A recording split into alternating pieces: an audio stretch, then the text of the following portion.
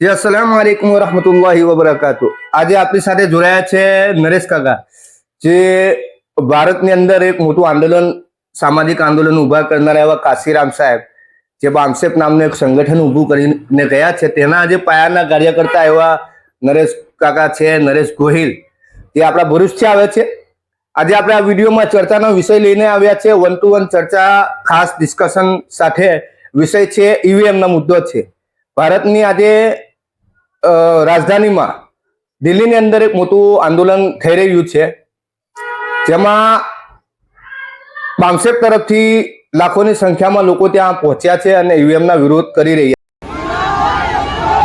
देश बचाओ, चलो चलो चलो।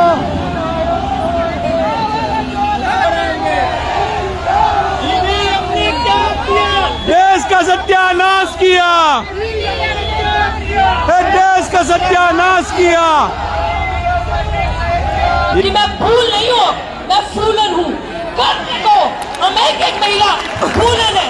और याद रखें, अंत में यही कहूंगी, हम सब लड़ेंगे साथियों, लड़ेंगे, जीतेंगे, लेकिन लड़ने का एक मेथड है। कैसे लड़ेंगे? सब मेरे साथ बोलेंगे, लड़ेंगे भीमा कोरेगांव की तरह, पढ़ेंगे भीम राव की तरह, लड़ेंगे भीम।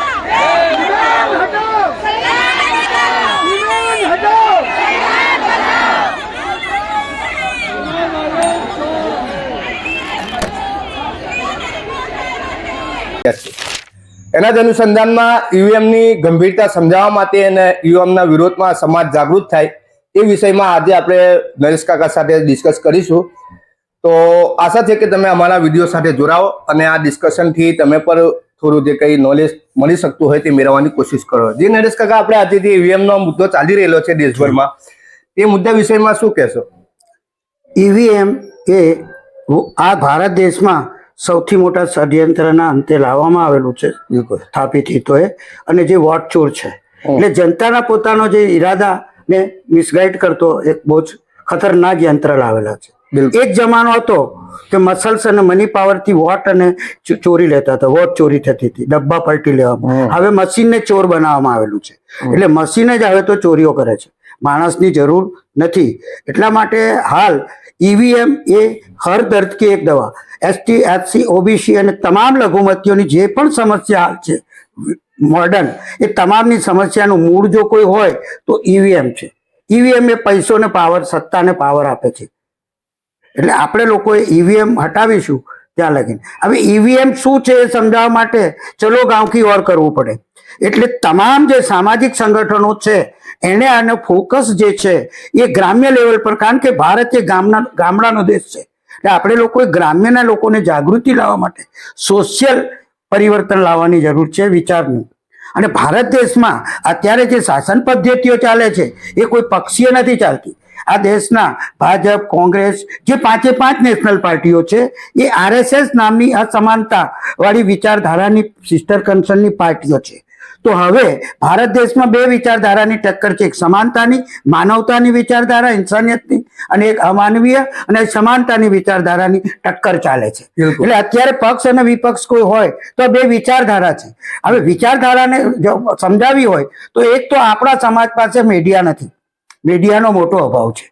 જેની પાસે સાધન સંપત્તિ છે એ ખોટી વાતને પણ સાચી ઠેરવી શકે છે. આપણે આપણી હકીકતોને પણ સત્ય પુરવાર કરી શકતા નથી. માટે ગામે ગામ ચલો ગાંવ કી ઓરનું આંદોલન કરવું પડે, અને એમાં આપણા મજબૂર સમાજના કાર્યકરોએ, સંગઠનોને, સમાજનો જ્યાં સુધી સામાજિક બેકગ્રાઉન્ડ નહીં આપે એવા કાર્યકરોને, એવા સંગઠનોને જો સપોર્ટ નહીં આપે તો આ દેશમાં એસટી, એસસી, ઓબીસી ને માઇનોરિટીની નષ્ટ નાબૂદી થવાનો કાર્યક્રમ, હા, ફરી વખત ગુલામી આવી શકે છે, કેમ કે બિલકુલ ગુલામ બનાવવાનો કાર્યક્રમ છે. હા, ઘણા લોકો, બુદ્ધિજીવી લોકો કહે છે કે ભાઈ આ ઈવીએમ ના માધ્યમથી તાનાશાહી બિલકુલ એવી ચરમસીમા પર આવી જશે કે કાયદા જેવી કોઈ વ્યવસ્થા રહે. એટલે તો ચેલેન્જ થી કહી શકે છે 300 ને પાર ને 400 ને પાર ને 255 ને પાર, આવું તો કોઈ કહી શકે નહીં. જે તો નરેશ કાકાનું કહેવું એમ છે કે ભારતની અંદર મેં પોતે જોયું છે કે ભાઈ ઘણા લોકો માનવતાની વિચારધારા રાખતા હોય છે, અને માનવ સમાજમાં જ્યારે નાની મોટી સમસ્યાઓ હોય છે તો લોકો ઘણી પોતપોતાના તરફથી, વ્યક્તિગત હોય કે સમાજની સંસ્થાઓ, સંગઠનો તરફથી નાની મોટી મદદ કરતા હોય છે એવા લોકોને જે સમસ્યાગ્રસ્ત હોય છે.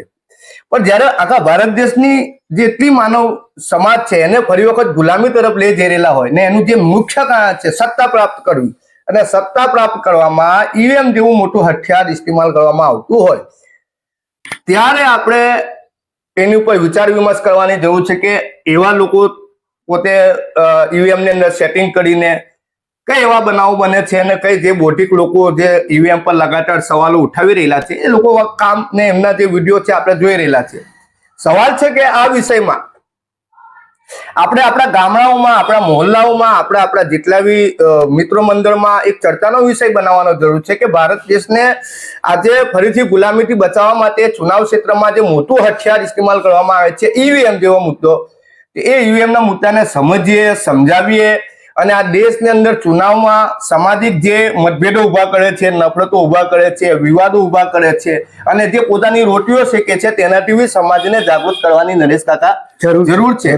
તો એ બધા કામની અંદર જે લોકો માનવ વિચારધારા રાખીને સમાજની નાની નાની સમસ્યા માટે કાર્યરત છે, ચેરિટીનું કામ કરે છે, ખિદમતનું કામ કરે છે, તો સૌથી મોટું કામ તો વ્યવસ્થાનું છે નરેશ કાકા. વ્યવસ્થા પરિવર્તન. તો વ્યવસ્થા લાવવા માટે આપણા પૂર્વજોએ જે કુરબાની આપી, બ્રિટિશ હુકુમતની જે વ્યવસ્થા હતી તેને ભગાવી, હવે જે નવી વ્યવસ્થા આવી અને તેમાં જે ચુનાવ પ્રક્રિયા આવી લોકતંત્રમાં, તેમાં જે બેઈમાની ચાલી રહેલી છે ઈવીએમમાં, તો આપણા નરેશ કાકાનું કહેવું એવું છે કે આવનારા સમયમાં જો આ ઈવીએમ આગળ વધે, ઈવીએમ નું આંદોલન આગળ વધે અને આપણા ક્ષેત્રમાં જો લાવવાની જરૂર પડે તો તમે લોકો જરૂર સાથ સહયોગ આપશો એવી આશા સાથે આપણે આ વિડીયોનો અંત કરીએ છીએ. ને અમને આશા છે કે અમારા વિડીયોને તમે લાઈક પણ કરશો, લોકો સુધી શેર કરશો ને અમારી જે યુટ્યુબ ચેનલ છે એને સબસ્ક્રાઇબ કરશો.